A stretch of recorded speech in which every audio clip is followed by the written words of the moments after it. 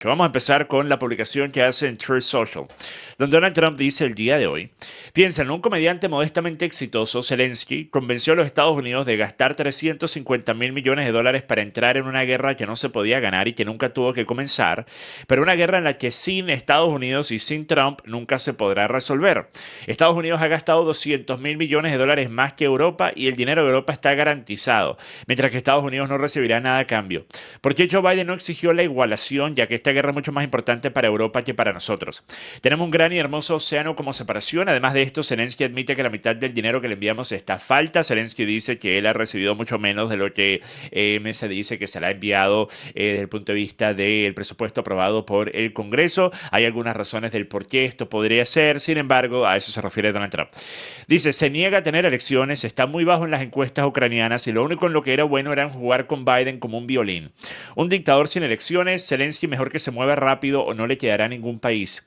Mientras tanto, estamos negociando con éxito el fin de la guerra con Rusia, algo que todos admiten que solo Trump y la administración Trump pueden hacer.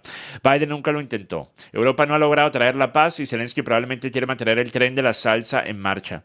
Amo a Ucrania, pero Zelensky ha hecho un trabajo terrible. Su país está destrozado y millones han perdido la vida innecesariamente y así continúa. Ahora miren, en gran medida esto es muy parecido a lo que yo dije muy poco después de haber iniciado la invasión rusa en Ucrania. Por ejemplo, en 2022 yo puse tweets como este.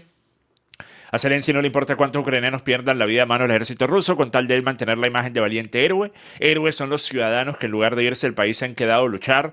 A Zelensky no le importa su país, le importa su fama y poder. O este en el que Zelensky no es el que está luchando y perdiendo la vida cada hora que continúa esta guerra, son los ciudadanos a los cuales él representa y a quienes él les ha estado diciendo desde el primer día: ya viene la ayuda, aguanten, no se rindan, aun cuando sabía que no era así.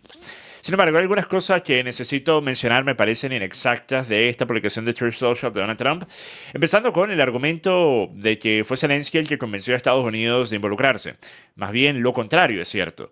No solo fue Estados Unidos, fue también el Reino Unido y algunas otras potencias europeas que estaban totalmente interesados en utilizar el conflicto de Ucrania como una guerra vía proxy en contra de Rusia que llevaban décadas queriendo hacer. Después se creó toda la narrativa de que la única victoria posible para Ucrania hubiese sido una derrota completa del aparato militar ruso, algo que nunca iba a pasar. La disparidad siempre fue tan grande que cualquier persona que no fuese un absoluto propagandista o una persona totalmente desinformada en el tema hubiese visto rápidamente que la conclusión siempre iba a ser la que está haciendo. Una negociación, un acuerdo en el que probablemente Zelensky va a tener que ceder parte, si no todo el territorio que ya ha sido conquistado por la fuerza rusa. Y personas dicen Acuaviva, pero entonces tú crees que está bien que un país haya hecho eso, entonces ¿qué dirías tú si fuesen a invadir el país tuyo? Pues primero tenemos que entender el contexto histórico, ¿okay? Me parece que bien vale la pena leer algunas de las cosas que dijo en un tweet muy muy interesante Sean Davis, quien es el director ejecutivo de The Federalist. Él publicó hablando sobre un poco el trasfondo, el contexto histórico de este escenario.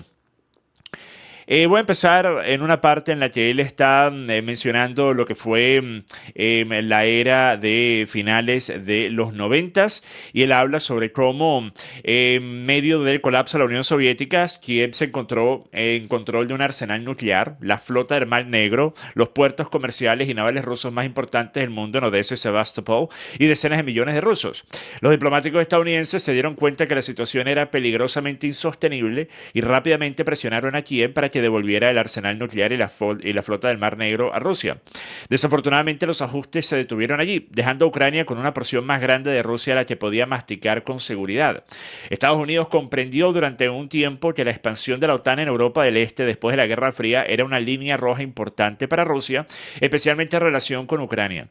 Como resultado, las tensiones se alivianaron hasta que la OTAN comenzó a expandirse nuevamente a mediados de la década del 2000.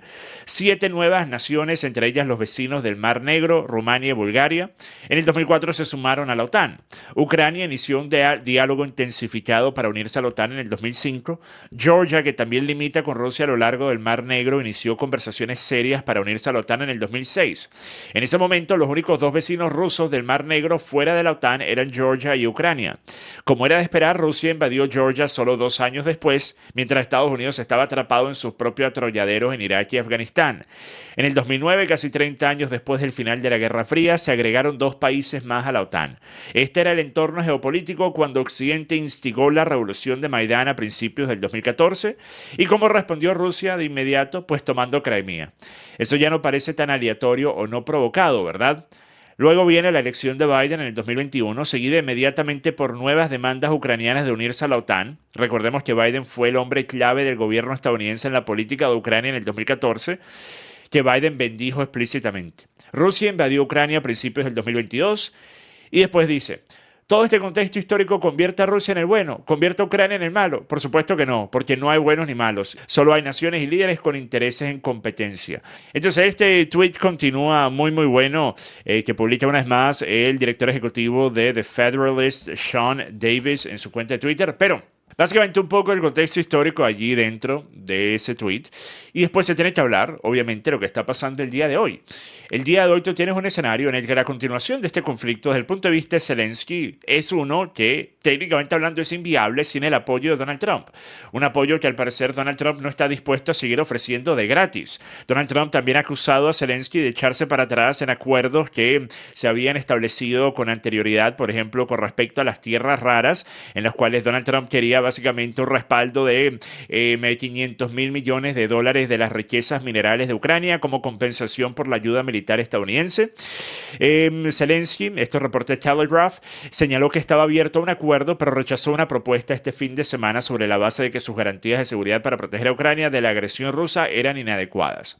El miércoles por la noche, Trump acusó a Zelensky de renegar del acuerdo y disfrutar de un tren de la salsa a expensa de Estados Unidos, apenas horas después de calificar a su homólogo ucraniano de dictador.